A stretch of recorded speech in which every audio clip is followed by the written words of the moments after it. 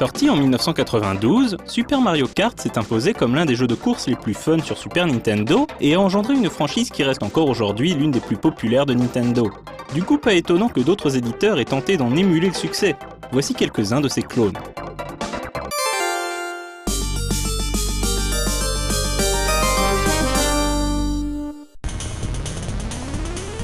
L'un des premiers clones de Mario Kart à avoir vu le jour a été Wacky Wheels sur PC. Développé par Bevis Soft et distribué par Apogee, Wacky Wheels ressemble beaucoup à son modèle, avec notamment un mode de représentation graphique qui ressemble au mode 7 de la Super Nintendo. Wacky Wheels met en scène des animaux échappés d'un zoo qui se découvrent une passion pour la course. Enfin bon, ce n'est en général pas l'histoire qui nous intéresse dans ce genre de jeu. Le jeu propose plusieurs personnages distincts ayant chacun leurs caractéristiques propres. L'un possède une vitesse de pointe plus élevée, l'autre négocie mieux les virages et ainsi de suite. Comme dans Mario Kart, il est possible de ramasser des bonus pendant la course, notamment des hérissons qui peuvent ensuite être utilisés comme projectiles.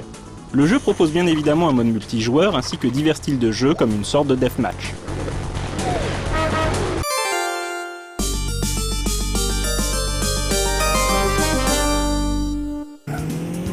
Un mois après la sortie de Wacky Wheels, la Super Nintendo accueille Street Racer, un jeu édité par Ubisoft dont l'univers se situe à mi-chemin entre Mario Kart et les fous du volant.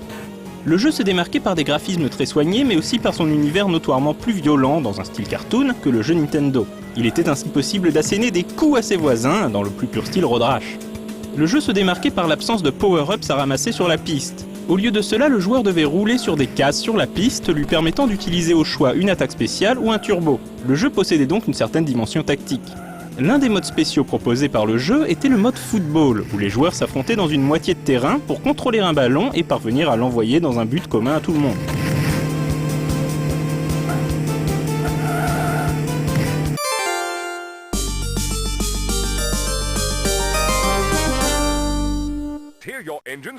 Deux ans plus tard, c'est le développeur britannique Big Red Software, plus connu pour la série des Dizzy, qui propose son propre jeu de course un peu délirant avec Big Red Racing.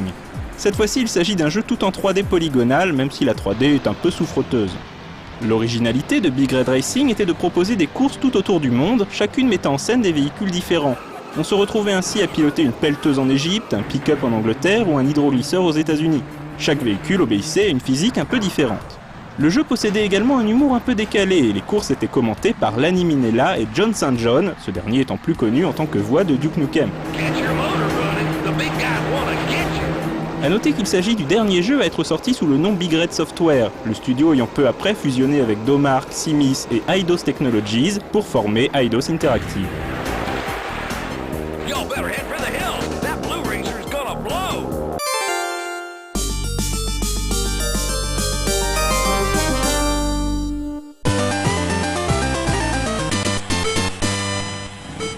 En mars 2001, Konami tente d'imiter Nintendo en proposant Konami Crazy Racer sur Game Boy Advance, devançant de quelques mois la sortie de Mario Kart Super Circuit. Comme son nom l'indique, le jeu met en scène divers personnages issus des franchises Konami, comme Goemon, Dracula de Castlevania, le ninja de Metal Gear Solid, ou même un Moai de Gradius. Crazy Racers ne cherche pas à cacher sa ressemblance avec Mario Kart, et on retrouve de nombreuses similarités à commencer par des graphismes en mode 7 et les power-ups ramassés à certains endroits précis de la course. Il s'agit toutefois de l'un des meilleurs clones de Mario Kart, et certains le trouvent même supérieur à Super Circuit. Une suite baptisée Crazy Kart Racing est sortie sur smartphone en 2010.